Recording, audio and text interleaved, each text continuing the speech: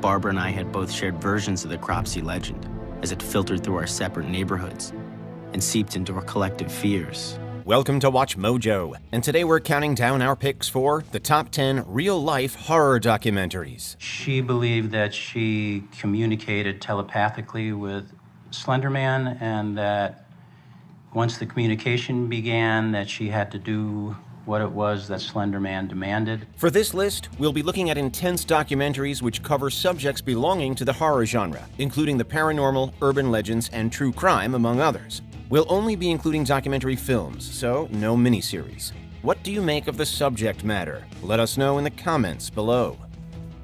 Number 10. Hostage to the Devil. The truth is, whether we like it or not, the devil does exist. Regardless of your belief in the paranormal and the possibility of demonic possession, Hostage to the Devil still has the power to creep you out. Back in 1976, Catholic priest Malachi Martin published Hostage to the Devil, a non-fiction book about his alleged role in various exorcisms. We did not talk an awful lot about his exorcisms, except the last one. I kept asking him not to do it, and he kept saying, well, I'm only going to be an assistant. A documentary about Martin and his work followed exactly 40 years later, featuring some creepy stories and archival footage of Martin himself. It might just make you a believer, but even if it doesn't, it still makes for an apt companion piece to your favorite possession movies. Exorcism then is a healing, and it's a very horrid healing, but it does heal. Number 9. The Cheshire Murders. The first officer observed two male subjects exit private residence and also observed the private residence fully engulfed in flame.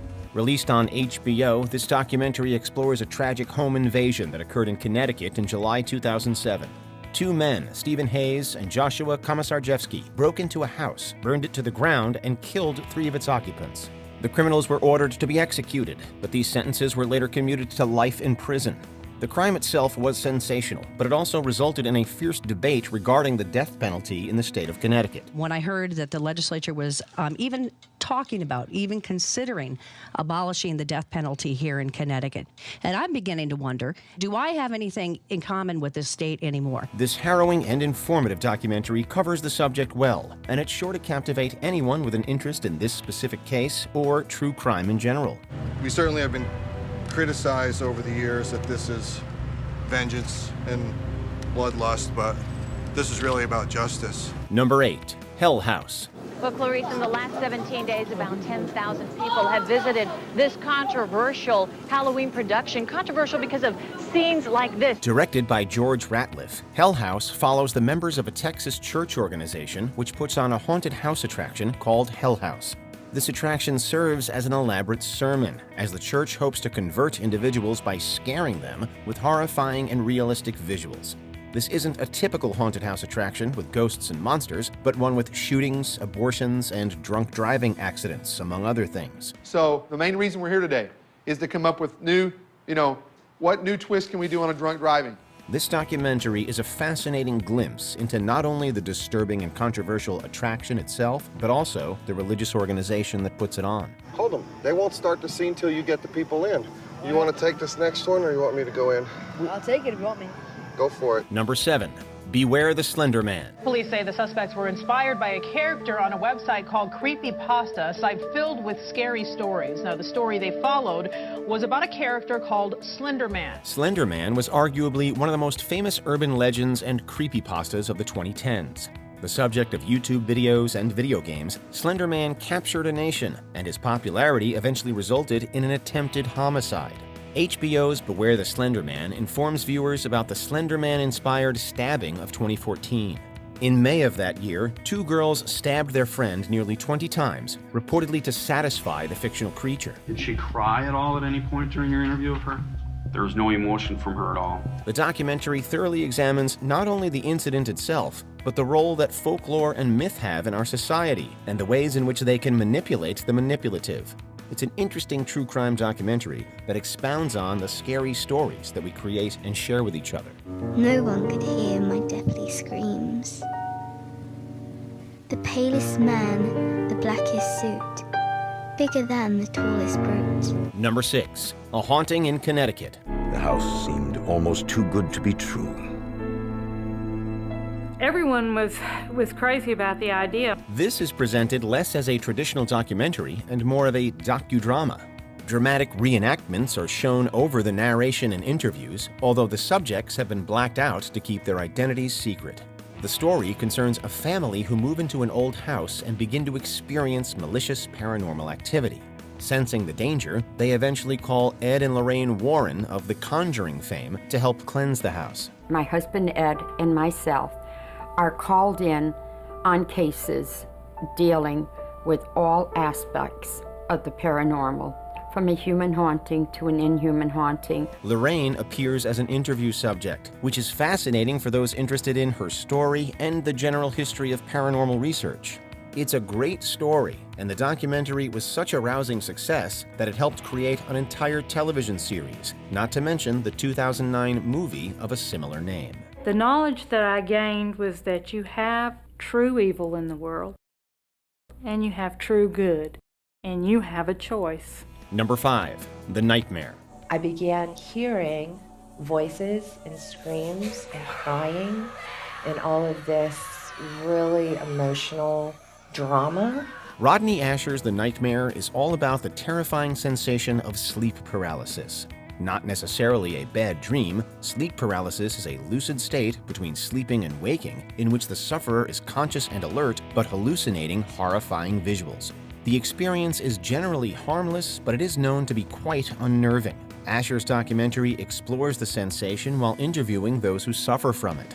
Along the way, Asher stages various dramatic reenactments with the hope of visualizing the interviewee's surreal experiences with sleep paralysis. I figured she had a sleep terror or something like that. And she's telling me that on her chest, she saw something on her chest, a cat with red eyes. Blending creepy stories with haunting visuals makes for a winning documentary, and it garners enormous sympathy for those regularly suffering from the affliction. Whereas before I felt like I was maybe, learning and exploring and it was like kind of fun, it stopped being fun. Number 4, The Donner Party. They took 6 days starvation rations apiece. They called themselves the Forlorn Hope. A legendary historical tale mixes with high-quality PBS programming, resulting in a thoroughly engaging documentary. Released in 1992, The Donner Party recounts the story of the titular pioneer group who became stranded in the Sierra Nevadas and resorted to cannibalism. Not only is the story utterly absorbing, but the documentary is meticulously assembled. It displays old artifacts rescued from the party, including personal letters that are read by professional actors. We must proceed, regardless of the fearful outlook. Eliza Donner.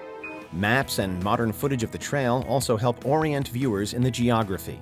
Finally, the film is narrated by two-time Pulitzer Prize winner David McCullough, who does a wonderful job conveying both the horror and the almost mythical quality of the tale. For those who can stomach it, this documentary comes highly recommended. Somehow, William Eddy got his dying companions to sit together in a ring and pulled blankets over them. A canopy of snow quickly covered the starving group. Number 3, Titicut Follies. Now you give me the same story again. We are going to help you. It's just that, may I ask just why I need this help that you are literally forcing on me? I'm not forcing anyone. Obviously. Arguably one of the most disturbing documentaries ever released, Titicut Follies certainly has its place in the histories of both film and journalism. Shot by John Marshall and directed by Frederick Wiseman, the documentary depicts the horrific mistreatments that occurred inside Massachusetts' Bridgewater State Hospital. The patients are neglected and filthy, many are forced to go without clothes, and some are violently force-fed with a tube. The film was shot without any cinematic bells and whistles, as Marshall and Wiseman simply walked through the hospital and shot what they saw. The principle is that I am here, obviously well and healthy, and I am getting ruined. As if the subject matter wasn't distressing enough, the unconventional filming style lends the documentary a very eerie and unsettling atmosphere. It's a historic film that's still worth watching today. Well, Vladimir, as I promised you before, if I see enough improvement in you. But how can I improve if I'm getting worse? Number 2, Cropsey. Growing up on Staten Island, Barbara and I had often heard the legend of Cropsey. For the kids in our neighborhood, Cropsey was the escaped mental patient. This is a genre-bending documentary that finely balances elements of true crime, mysterious urban legend, and courtroom drama. The directors set out to uncover the truth about Cropsey, a supposed criminal who abducts young victims. He's said to live underneath Staten Island's Willowbrook State School, an old institution for kids that closed in 1988. The urban legend blends into reality as the filmmakers tell the story of Andre Rand, a kidnapper who's believed to have abducted numerous victims throughout the 70s and 80s. After the largest criminal trial in Staten Island history, Rand was convicted of kidnapping. The documentary expertly untangles the mystery of Cropsey while also theorizing on the blurred lines between urban legend, oral tradition, and reality. It was becoming harder for us to tell the difference between the facts and the folklore. Before we continue, be sure to subscribe to our channel and ring the bell to get notified about our latest videos. You have the option to be notified for occasional videos or all of them. If you're on your phone, make sure you go into settings and switch on your notifications. Number 1. The Act of Killing. Ya, malah ini barusan dengar, Bapak tak tahu. Saya heran, karena biasanya kita punya pekerjaan itu bukan kita sembunyikan sama orang kita. Kalau Bapak sampai nggak tahu, saya heran. Produced by legendary filmmaker Werner Herzog, The Act of Killing is a very provocative documentary, both in its subject matter and its style. And through its provocation, it is utterly devastating. The subjects are some of those responsible for the Indonesian mass killings of the mid-60s, in which the Indonesian army and armed death squads executed between 500,000 and 1 million people. Pernyataan maaf terhadap itu belum ada. Sebetulnya apa sih beratnya? Pemerintah yang menyatakan maaf, bukan kita, kita ini apalah. Front and center is perpetrator Anwar Congo. The stories these people share are obviously gut-wrenching and intense, but the documentary also provides accompanying visuals. Director Joshua Oppenheimer invites Congo to reenact the mass killings through film, and these sequences are stylized through different genres. An experimental approach blends with terrifying subject matter to create an unforgettable documentary for the ages. Saya tahu bahwa kerjaan itu salah, tapi saya harus melaksanakannya.